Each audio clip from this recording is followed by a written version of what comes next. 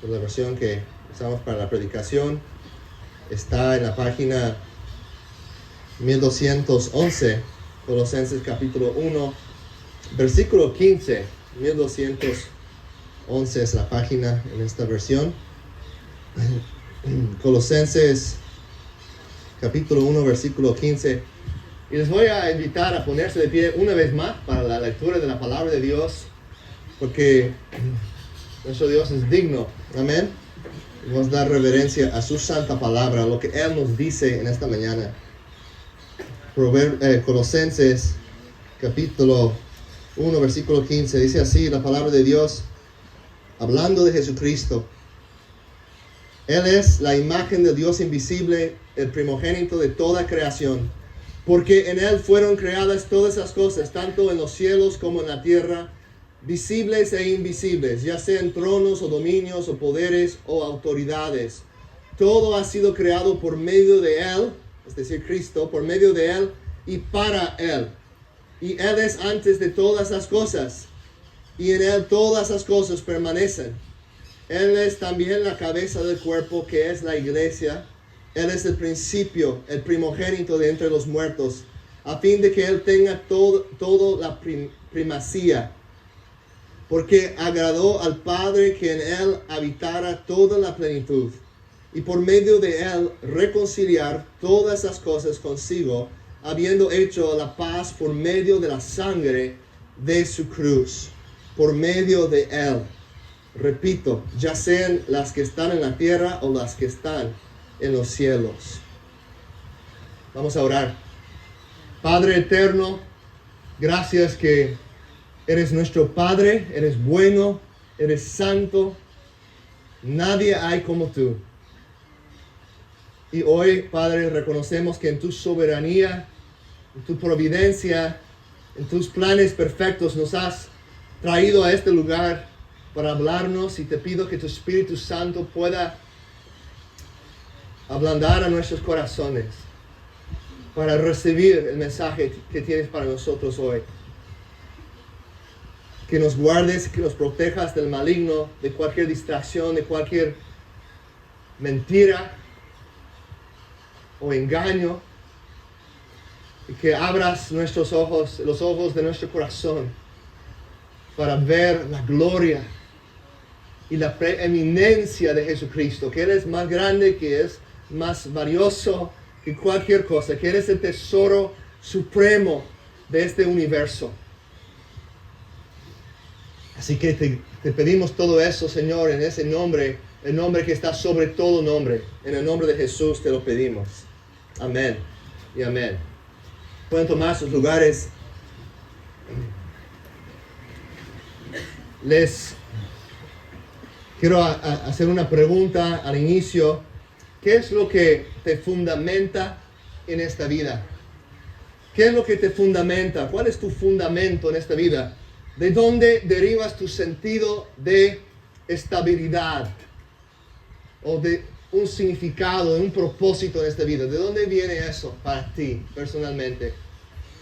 ¿Qué es lo que en última instancia te impulsa a seguir adelante en esos días cuando te sientes desanimado, agüitado? ¿Qué es lo que te empuja, te motiva a seguir? ¿Cuál es tu objetivo final? ¿Cuál es tu meta en esta vida? ¿Cuál es lo que te inspira a seguir viviendo, a seguir luchando, aún en lo difícil, en lo duro? Ahora, reflexiona en eso por un momento.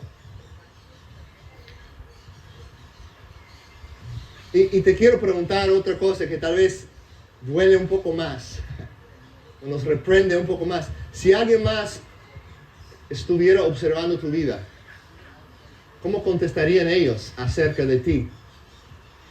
Viendo tu vida, ¿qué diría otra persona? Él es motivado por X. ¿Qué es lo que pondrían ahí en ese espacio? ¿Qué es su inspiración más grande en la vida? Según otra persona que observa tu vida, ¿qué dirían? ¿Qué diría esa persona de ti? Piensa en eso por un momento. Puede haber varias cosas que te vengan a la mente, pero si tu respuesta o la respuesta de aquella persona que está viendo tu vida es en última instancia o fundamentalmente cualquier cosa menos Jesucristo, mi objetivo hoy es persuadirte para que te alejes de cualquier otro fundamento o otro propósito absoluto en esta vida y que veas a Jesucristo, al Señor Jesucristo, como el fundamento de todas las cosas y como el propósito final en esta vida. Esa es la meta de esta predicación. Y creo que eso es lo que Pablo también que estaba enfatizando a los colosenses, a esta iglesia a la cual él estaba escribiendo en el primer siglo. Él quería que ellos vieran a Jesucristo como supremo, como preeminente, como la persona más importante del universo y de sus vidas. Él quiere que vivan dentro de esta realidad, de esta cosmovisión. Vemos en el versículo 15, dice que, hablando de Jesús, que Él es la imagen del Dios invisible, el primogénito de toda creación. El primogénito de toda creación. Y también notamos en el versículo 18, que ya leímos también, dice Él, hablando de Jesús, también es la cabeza del cuerpo, que es la iglesia.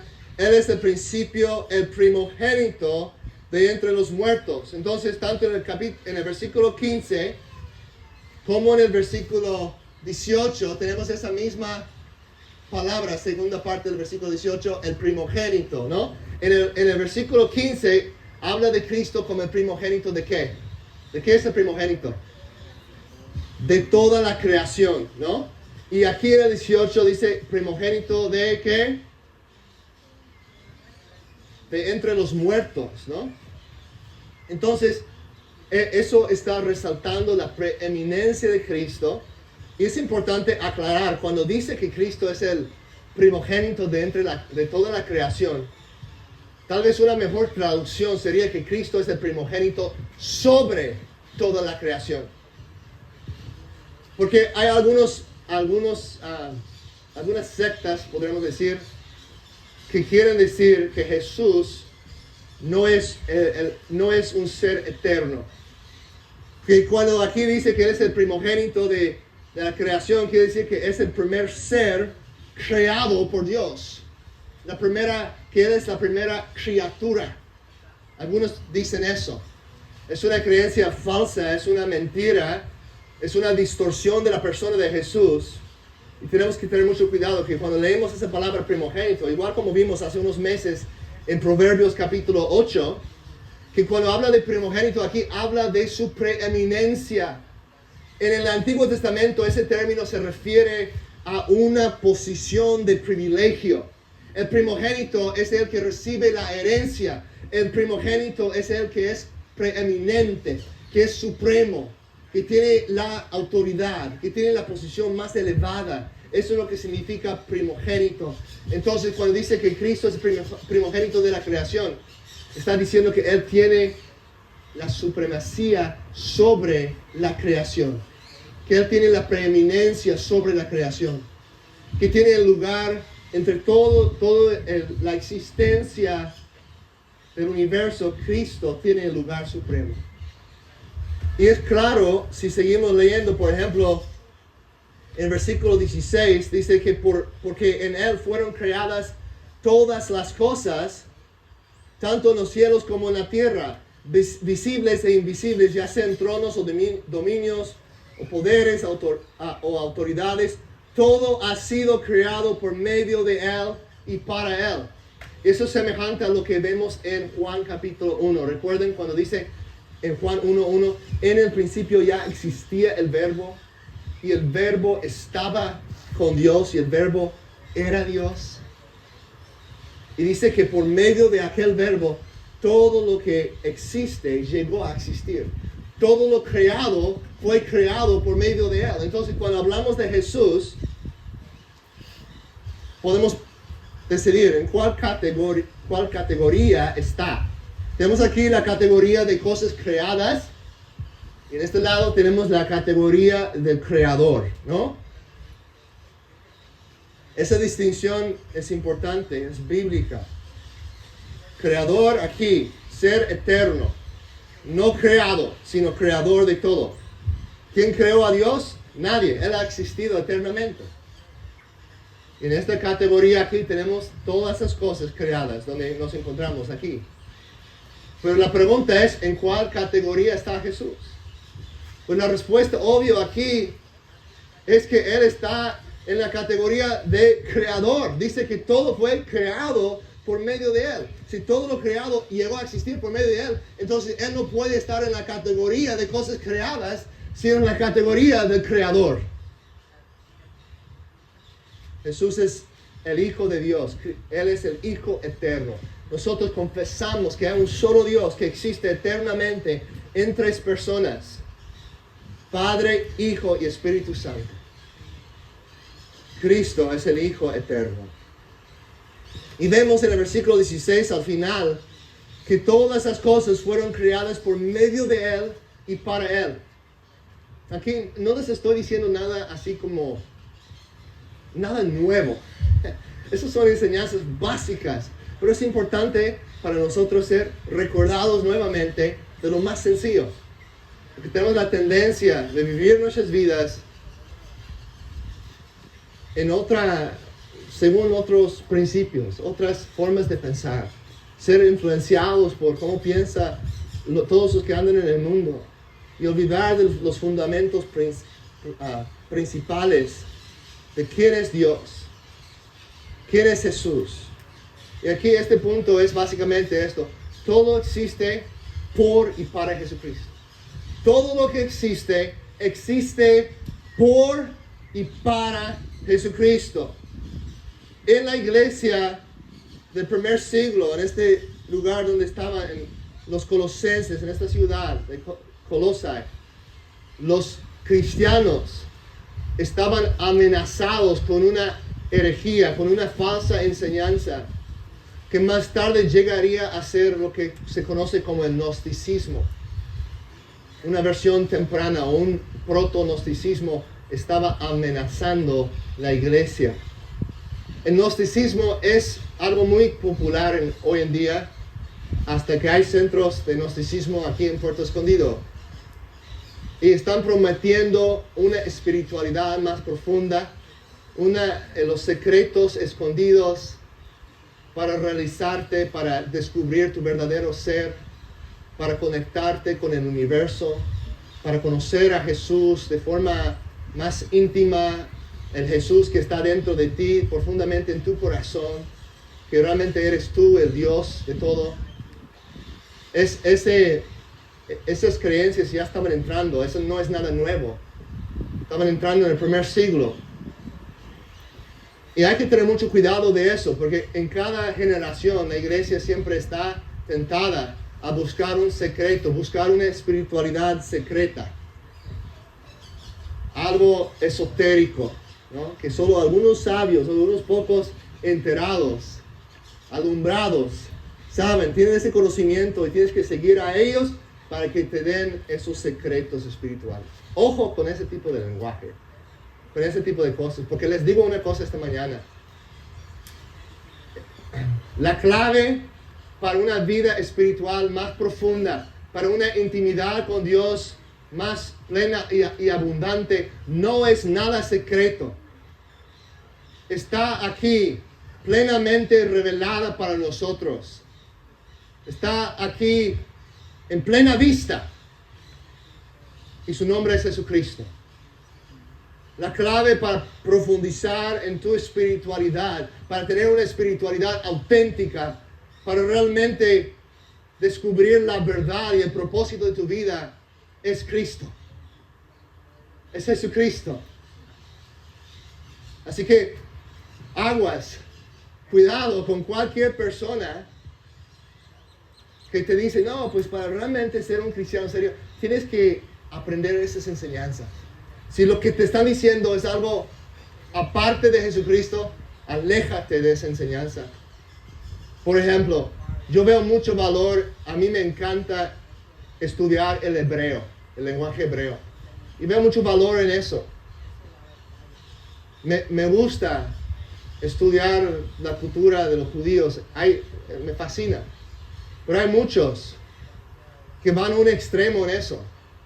Hay muchos que llegan y dicen, no, si tú no puedes leer la Biblia en hebreo, si ya usas el nombre de Dios, no usas los nombres de Dios en hebreo, ya no eres tan espiritual, no vas a descubrir el secreto más profundo de lo que es realmente ser un seguidor de Yeshua. ¿No? Y se suena muy bien, se escucha bien.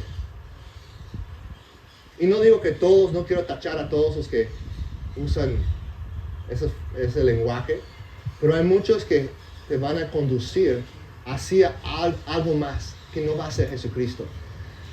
Un ejemplo de eso, algunos dicen, no, hay que estudiar las raíces hebreicas, los que observan la Torah, y vamos a regresar y vamos a empezar a practicar todas las prácticas de la ley, las fiestas de los judíos y todo eso, para profundizar más, para tener una conexión más con Dios. Porque ustedes no valoran toda la Biblia. Nosotros aquí valoramos toda la palabra de Dios. Toda la palabra de Dios es inspirada por Él. Pero no aplicamos cada pasaje de la misma manera. Tenemos que entender para quién fue escrito y cómo Cristo cumplió también las instrucciones de la Torah. Y es importante entender esa progresión. Pero hay algunos que quieren decir, pues ustedes realmente no ignoran esas cosas del Antiguo Testamento. Ven con nosotros, vamos a entrar en eso de estudiar el hebreo, usar los nombres de Dios en hebreo. Ya no vamos a adorar en los domingos, vamos a cambiarlo los sábados. Ya vamos a empezar no vamos a rausudar la barba aquí, vamos a dejarlo crecer porque eso es lo que dice el Antiguo Testamento. Y empiezan un montón de cosas así. Dicen, no estamos siguiendo la Biblia. Pero saben que con la gran mayoría de esas personas que yo he conocido, tengo amigos queridos que han caído en eso, y con el tiempo veo sus fiestas, sus prácticas. Están celebrando las fiestas judías y voy a su casa y digo, están haciendo un montón de tradiciones. Digo, ¿de dónde viene eso? No veo eso en la Biblia. Oh, es una tradición hebrea, es una tradición judía. ¿Pero está en la Biblia? No está en la Biblia, pero estamos siguiendo las tradiciones hebreas. Las tradiciones de los judíos. Pues yo pensé que eso se trataba de ver lo que estaba realmente en la Biblia. Ahora los veo bien enfocados en otra cosa que ni siquiera encuentran en la Biblia. Que los judíos tienen 2000 años desarrollando muchas tradiciones que no se encuentran en este libro. Y por creer esa mentira de que hay una espiritualidad, una conexión más profunda en otra cosa fuera de Jesús, se caen en una trampa de tradiciones, de reglas. Y como digo, hay valor. Obviamente, el Antiguo Testamento es inspirada por Dios, pero hay que entenderlo a la luz de la llegada, la venida de Jesucristo, del nuevo pacto. No alejarnos de Jesús. En YouTube, si ves algunas predicaciones, algunos mensajes cristianos, empiezas a seguir en Instagram a un canal cristiano, de repente empiezan a aparecer promociones ahí de otras cosas, ¿no? Descubra quién eres realmente, ¿no? Los libros perdidos de la Biblia. O si tú tomes nuestro curso, vas a poder entender la Biblia, porque realmente nadie lo ha entendido por los últimos 2000 años. El significado verdadero ha sido perdido. Te garantizo una cosa, todas esas cosas te van a conducir a algo que no es Jesucristo. Así que cuidado, hermanos. La clave está a plena vista. Todo se trata de Jesús y todo es para Jesús. Piensa en eso. Esas son las preguntas fundamentales de la vida. Cuando tú te encuentras solo en la playa, viendo el mar, la puesta del sol, y esas preguntas te llegan a la mente. ¿Por qué estoy aquí? ¿De dónde vine? ¿No? Hasta los niños pequeños. ¿De dónde vine? ¿Cómo llegué aquí? Y nosotros como adultos también. Ahora es más difícil porque tenemos toda la tecnología electrónica distrayéndonos de esas preguntas. Yo creo que es parte de la estrategia de Satanás. ¿No? Son buenas herramientas si las usamos con dominio propio, pero muchas veces son grandes distracciones, ocupándonos en lo ligero, en lo efímero, en lo pasajero. Pero si nos desconectamos y reflexionamos muchas veces, nos preguntamos, ¿por qué estoy aquí? ¿Qué es mi propósito en esta vida? Y Aquí tenemos la respuesta. Según Colosenses 1, según Pablo, según el apóstol Pablo en Colosenses 1, ¿cómo llegaste aquí, en esta tierra? ¿Qué dice al final del versículo 16? Todas esas cosas, ¿ese te incluye a ti? ¿Sí o no? Sí, ¿verdad? Todas las cosas son creadas por medio de Él. Tú estás aquí por Jesucristo. ¿Y por qué estás aquí? Según este pasaje. ¿Por qué estás aquí? ¿Cuál es tu propósito en esta vida? La respuesta es fácil, una sola palabra. ¿Por qué estás aquí? Jesucristo. Para Jesucristo. Existes para Él. Existo para Él. Tu vida no es tuya. Pertenece a Cristo. Él nos compró. Él nos creó. Existimos para Él. También vemos que Jesucristo sostiene todas esas cosas. El versículo 17. Él es antes de todas esas cosas y en Él subsistan todas esas cosas. Me gusta como dice la Nueva Traducción Viviente. Dice, en Él mantiene unida toda la creación. Cristo mantiene unida toda la creación. En Él subsisten todas las cosas. Piensa en eso. Desde las galaxias hasta las células de tu cuerpo, Cristo lo está sosteniendo todo. Cristo lo está sosteniendo todo. Jesús en este momento está sosteniendo la existencia de toda la realidad creada. Te pregunto, ¿conoces a este Jesús? Él te está manteniendo unido en este mismo momento. Tu corazón no deja de palpitar porque Cristo te sostiene. En este momento.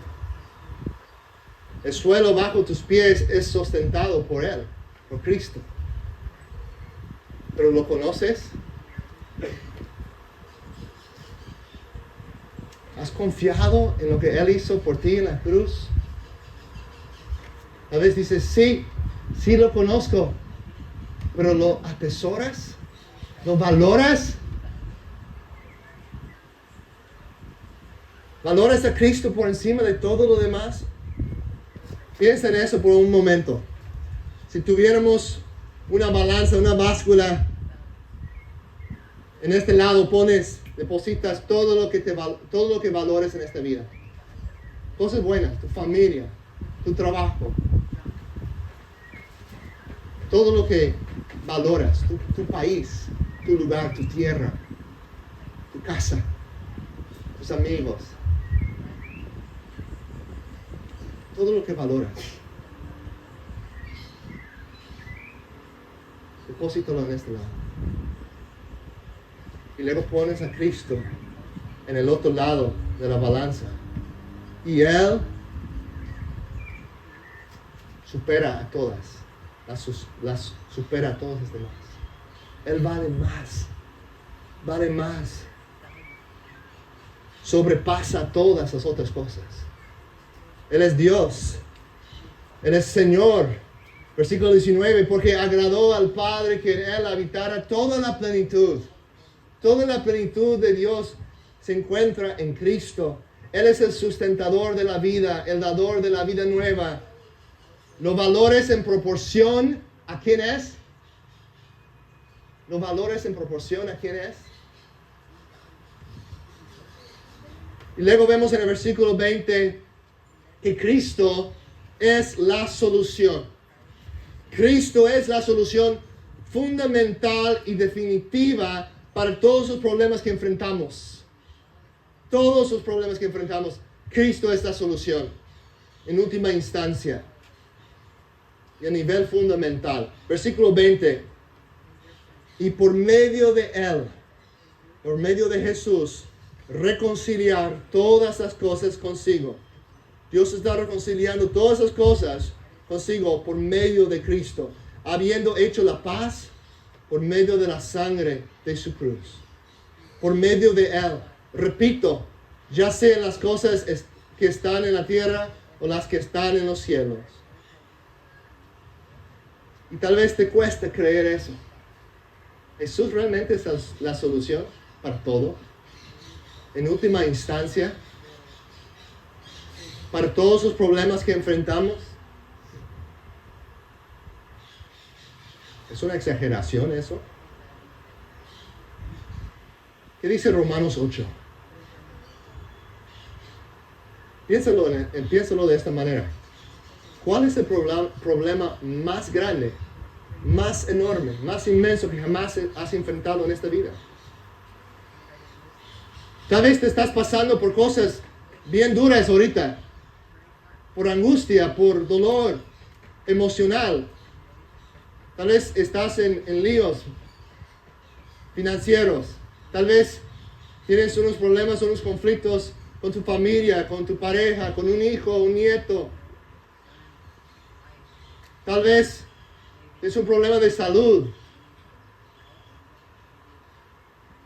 Sin minimizar ninguno de esos problemas que podrías tener en este momento, que puedes estar sufriendo en estos momentos. Sin minimizar eso, te quiero decir algo importante. Todo eso no compara para nada con el problema más grande que tú y yo jamás hemos enfrentado en esta vida. El lío más grande en el cual nos hemos encontrado en esta vida no compara con esas cosas. Es mucho peor de lo que te imaginas. ¿Cuál es ese problema? Es el hecho de que tú y yo, debido a nuestro pecado y nuestra rebeldía, nos encontramos condenados bajo la ira de Dios. Nos encontramos como pecadores ante un Dios bueno, justo y santo, que tendría todo derecho de condenarnos eternamente al infierno. Él sería completamente bueno y justo en hacerlo por nuestro pecado, por nuestra rebeldía contra Él. Y si no te das cuenta de eso, si dices, no, esa es una exageración, ¿cómo es que merecemos eso? Te quiero decir una cosa, nosotros, por el mismo pecado que hay en nosotros, no nos damos cuenta de cuán malo realmente es el pecado. No nos damos cuenta de cuán pervertido, cuán distorsionado, cuán corrompido realmente somos, cuán horrible, cuán repugnante realmente es nuestro pecado. Porque vivimos en un ambiente saturado de pecado y nosotros desde el profundo de nuestro ser también tenemos esa corrupción en nosotros. Pero el pecado es algo que causa destrucción, que conduce a la muerte. La Biblia dice, Dios dice en su palabra, la paga del pecado es la muerte. Y es lo que merecemos por nuestro pecado. Ese es el problema más grande que tú tienes si te encuentras sin fe en Cristo en esta mañana. Es el problema más grande que tú tienes. Dices, estoy luchando con mis finanzas, estoy luchando con mi familia. Nada de eso compara con el problema más grande que tú tienes, que es estar separado de un Dios santo, en rumbo a la separación eterna de Él. Ese es el dilema más grande que tú tienes en este momento. Pero te quiero decir una cosa, Cristo es la solución a ese problema. Dios, en otras palabras, ha provisto una solución al problema más grande que tenemos, y esa solución se llama Jesucristo. ¿Qué es lo que hizo? Aquí en el versículo 20 lo vemos, dice, habiendo hecho la paz por medio de la sangre de su cruz. Cristo quiere reconciliarte. Dices, ¿por qué necesito ser reconciliado? Porque sin Cristo en tu corazón, sin fe en Él, te encuentras alejado de Él, distanciado de Él. Por cuanto todos han pecado, dice la palabra de Dios, y por consecuencia están destituidos, alejados de su presencia gloriosa, de su gloria. Pero por medio de la sangre de su cruz, Él ofrece una reconciliación, una salvación. Tú puedes ser rescatado de tu pecado. Tú puedes ser redimido, renovado, comprado por la sangre de Cristo. Si confías en Él, y la Biblia dice, Hoy, si escuchas su voz, no endurezcas tu corazón. Hoy es el día de la salvación.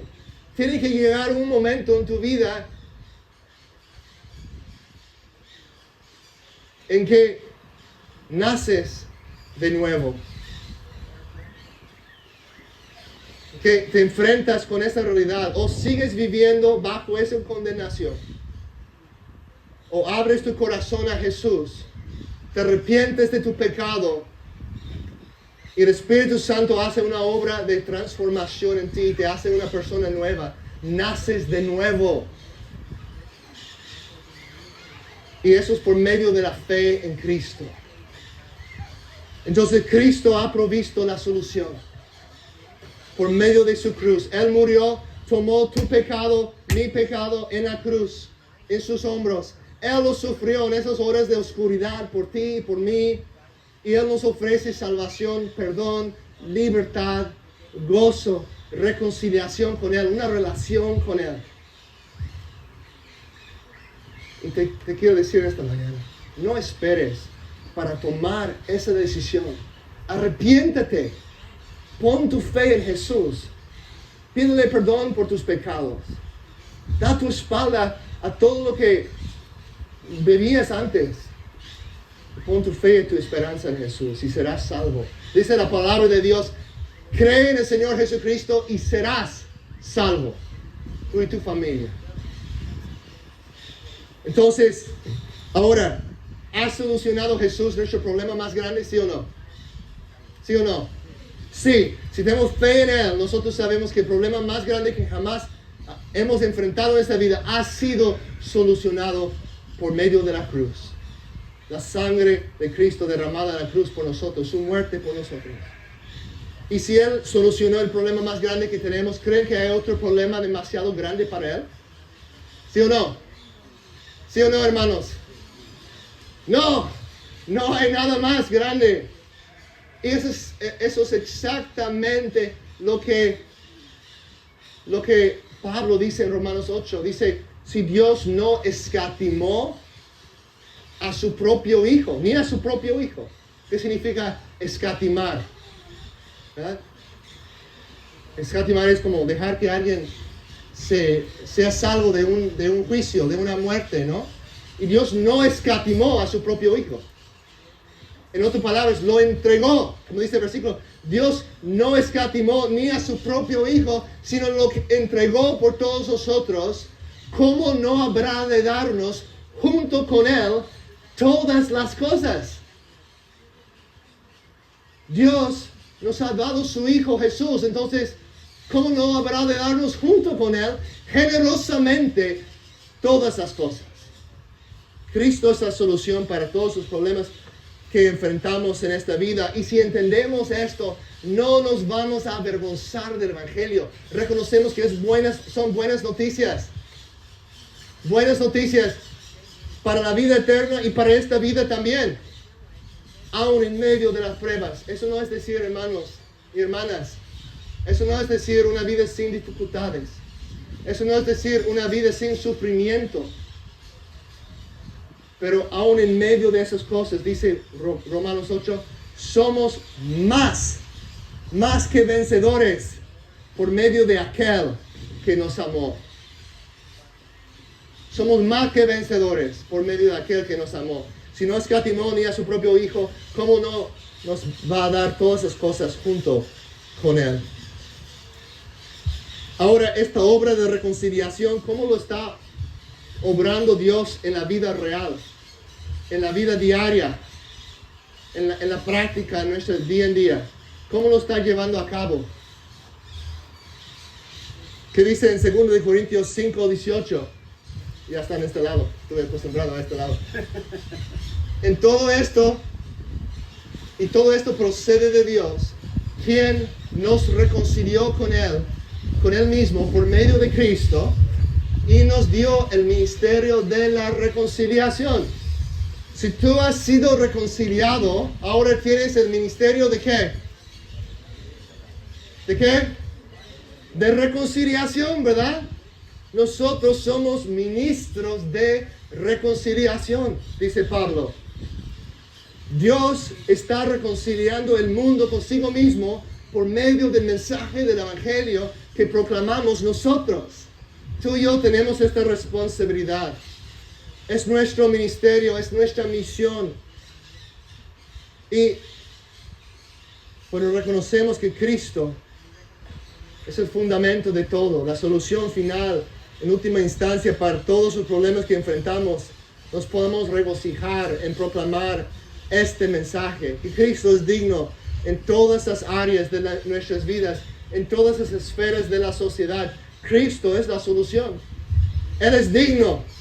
Él reina supremo sobre todas las cosas, sobre tu familia, sobre tu negocio, sobre tu trabajo, sobre cuando vas a jugar fútbol o vas surfeando en la playa. Cristo reina sobre cada actividad de tu vida. Cristo reina sobre el mundo político, sobre las naciones, sobre los principados y potestades, sobre lo que se ve y lo que no se ve. Él reina supremo sobre cada centímetro de esta existencia creada, de todo el mundo creado. Cristo es Rey y es la solución fundamental y definitiva para todos los problemas que enfrentamos. La solución no se encuentra en la IA, en la inteligencia artificial, como algunos piensan. La solución no se encuentra en el Estado. El Estado no es nuestro salvador. Más programas, más dinero del gobierno, no. Eso no va a solucionar el problema, porque el problema no es algo exterior. El problema fundamental es un problema de corazón. El problema tampoco por esa razón está en la educación secular. Si solo todos pueden ir a la escuela, vamos a solucionar los problemas de la sociedad. No es así. Si solo podemos aumentar los salarios, eso va a solucionar los problemas. No es decir que esas cosas sean malas necesariamente, pero la solución no se encuentra ahí. La solución no está en las Naciones Unidas o en el globalismo. No. De hecho, creo que están causando más problemas que trayendo ayuda. La solución, ¿dónde se encuentra? Hermanos, ¿dónde se encuentra la solución? Jesucristo, en Jesucristo, únicamente en Él. ¿Crees eso? ¿Creen eso? Y los problemas que enfrentamos hoy en día no son demasiado grandes para Él. Muchas veces tenemos problemas muy grandes, gigantes, y un Dios muy pequeño en nuestra perspectiva. Que Jesucristo nosotros lo limitamos a un tiempo, 1 hora y media en el domingo, o tal vez en los miércoles en la tarde. Ese es el tiempo de Jesús, de Diosito, y lo demás es algo que no tiene nada que ver con Él. Eso es una mentira del enemigo. En realidad nosotros somos pequeños y Dios es grande. Cristo es supremo.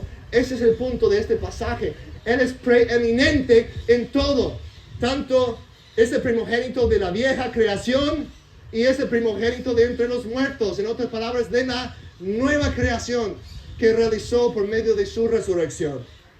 Él es supremo en todo. Los problemas que enfrentamos no son demasiado grandes para Él. Sí, admito, las cosas se ven bastante sombrías, bastante oscuras en nuestro tiempo. Acabo de regresar de los Estados Unidos, en el estado de Washington, donde nací. El gobernador acaba de firmar hace unos meses una ley que dice que el Estado, si un adolescente, si un menor de edad quiere cambiarse de género, de sexo, si quiere hacerlo, el Estado y sus papás no están de acuerdo, el Estado puede quitar ese niño, ese infante de su hogar, llevarlo a un lugar sin decir a sus papás. ¿Qué es eso? Llamamos eso es secuestrar básicamente, ¿no? A un niño. Ahora el gobierno tiene el derecho, supuestamente no tiene ese derecho, Dios no les da ese derecho, pero están usurpando el lugar de Dios, usurpando el lugar de la familia. Están diciendo, si un niño quiere hacer eso y sus papás no están de acuerdo, el Estado puede robar a ese niño de su hogar, esconderlo en un lugar, llevarlo a un médico donde va a mutilar su cuerpo, a un menor de edad sin el permiso de su papá o de su mamá. En el estado de Washington, si quieres recibir un tatuaje, tienes que tener 18 años por lo menos. Pero si te quieren quitar los senos porque quieres convertirte, eres chica y quieres convertirte en un chico, tú lo puedes hacer sin el permiso de sus papás. Eso es una locura. Es una locura. Ese gobierno ya no está actuando como el siervo de Dios. Está actuando en rebeldía contra Dios. Es algo repugnante. Y aquí en México, en la Ciudad de México, ya está pasando lo mismo. Una licenciada mexicana dice así, ella habla de lo que está pasando en Ciudad de México, dice, los activistas de ideología de género lograron que la sociedad viera con normalidad que menores de edad se sometieron a tratamientos hormonales y cirugías para cambiar el sexo o reasignar el género, tratamientos hormonales que en la mayoría de los casos los hará dependientes a los fármacos por el resto de sus vidas. Fíjense en eso. Están tomando, en otras palabras, drogas legales hormonales para cambiar su apariencia, y en la mayoría de los casos eso les va a dar una dependencia en las drogas. Y además en Estados Unidos, donde ya ha estado pasando eso por más tiempo, hay muchas personas, muchísimas personas. Puedes ver en YouTube y hay testimonio tras testimonio de personas que a una edad joven pasaron por esa cirugía de cambiarse de sexo y ahora a los 25 años o los 30 años están arrepentidos. Dice, ojalá que nunca hubiera hecho eso. Ojalá que mis papás o que el gobierno me hubiera dicho que no, que esperara. Porque yo ni sabía, yo tenía 18 años, ni sabía realmente qué onda en la vida, de qué se trata esta vida. Y ya estoy tomando una decisión que jamás puedo volver. No, ya no puedo, ya no tengo lo que tuve. Yo no puedo regresar a eso. Nunca voy a hacer lo mismo. Y me arrepiento de haber hecho esa cirugía. Muchos testimonios de eso. Pero fíjense en las mentiras del enemigo, porque en el mundo, y aquí está entrando en México también, por medio de las universidades, por medio de la Secretaría de Educación Pública, por medio de los políticos que están recibiendo dinero de instituciones que están promoviendo eso porque quieren disminuir la población de la tierra. Y si las personas quitan sus órganos sexuales, pues no van a reproducirse. Si las personas tienen relaciones con personas del mismo sexo, ya no van a reproducirse. Todo se trata de eso. Es una agenda satánica. Y fíjense que todo eso está entrando de lleno. Y quieren decirnos que si nosotros hablamos en contra de eso, que somos personas de odio.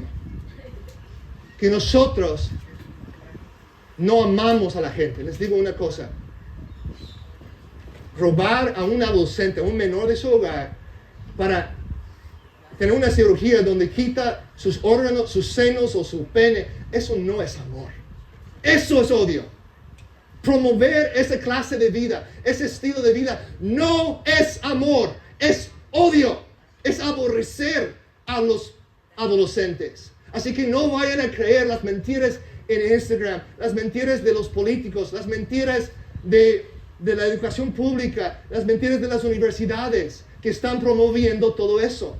Claro, no todos en esos ambientes están promoviéndolo, pero muchos sí lo están haciendo. Y el amor nos llama, nos requiere levantarnos y decir, ya basta. Vamos a orar por avivamiento. Vamos a levantar nuestra voz por los pobres, para los que no tienen una voz, para los niños inocentes que están engañados por lo que ven en Instagram, en TikTok, en las redes sociales, donde están lavando sus cerebros a pensar que un niño llega a pensar que es una niña o viceversa. Eso es un engaño y es odio. Es odiar a los niños, no es amarlos. Así que no seamos cobardes, que no permanezcamos en silencio, que no tengamos miedo de lo que nos va a decir otras personas que están promoviendo eso, que ya ahora todos sus actores y todos sus famosos lo están promoviendo. No importa, lo que importa es lo que dice nuestro Dios. Lo que importa es lo que dice Jesucristo. Él es el Rey Supremo. Y un día cada uno de esos médicos pervertidos, Un día cada uno de esos políticos se va a parar ante el Dios Todopoderoso del universo. Va a pararse ante Jesucristo y va a doblar sus rodillas ante Él y confesar con su lengua que Cristo es Rey. Y las personas van a saber cómo son las cosas realmente. Así que vivamos, hermanos, dentro de esa realidad. Porque es la realidad suprema del universo. Jesucristo. Y Dios nos ha puesto aquí para un momento como esta. Tal vez los tiempos son oscuros, pero Dios no comete errores. A veces yo soy un poco sentimental. Me gustan los días de antes, ¿no? Como eran las cosas más sencillas, por lo menos en teoría.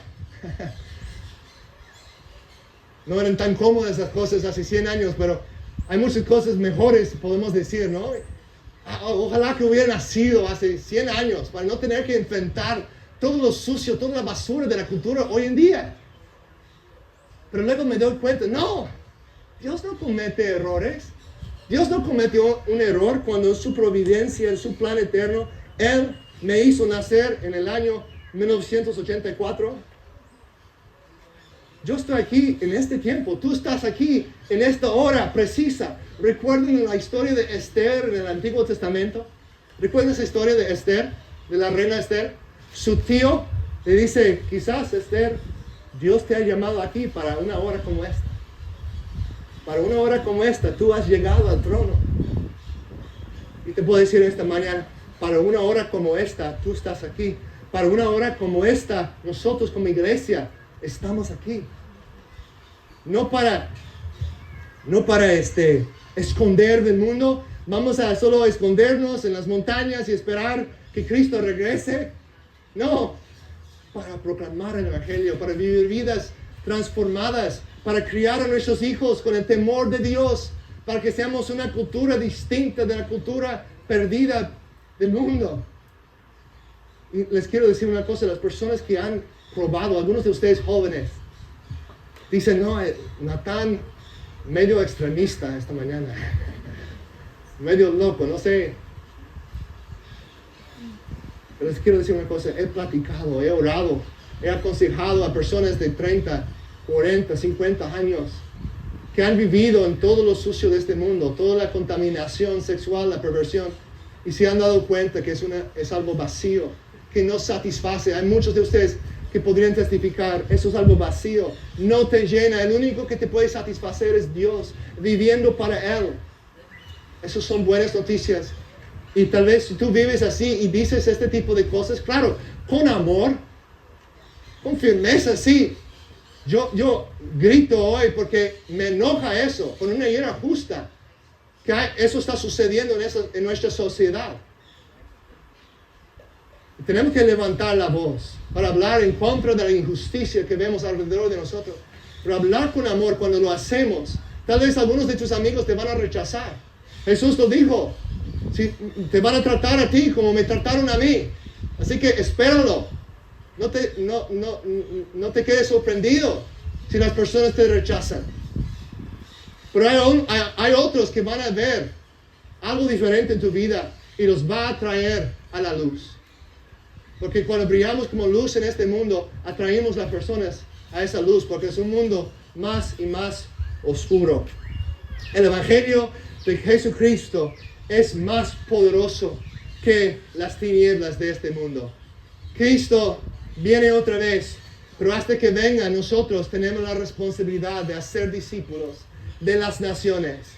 Y Cristo nos promete, dice, edificaré mi iglesia y las puertas del Hades no prevalecerán contra ella. Así que ánimo, que nos levantemos como hombres de Dios.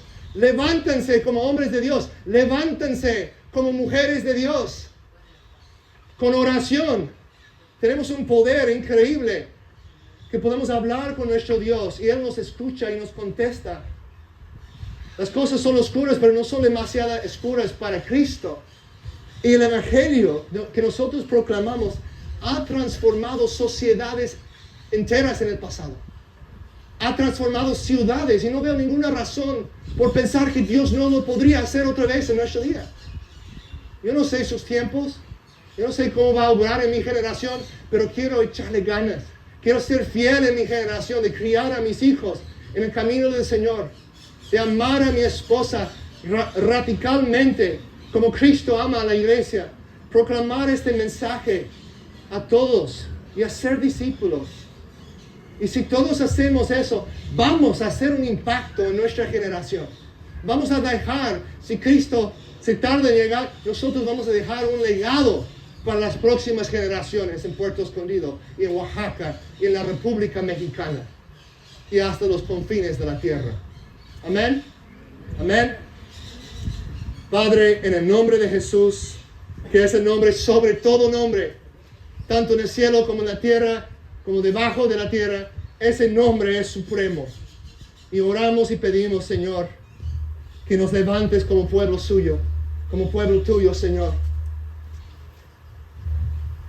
Que nos levantes con valentía, con amor, con compasión para los que están sufriendo, para los confundidos, para los engañados.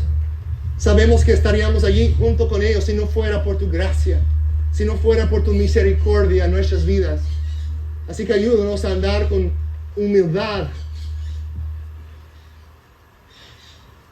con mansedumbre, con paciencia, con todo el fruto de tu Espíritu Santo en nuestras vidas. Gracias, Jesús, por tu gran amor. Gracias por tu cruz. Gracias que nos has reconciliado con tu Padre por medio de tu sangre. Te damos toda la gloria. Te damos todas las gracias, Señor, por lo que has hecho. Es en tu gran nombre que oramos. Amén y amén.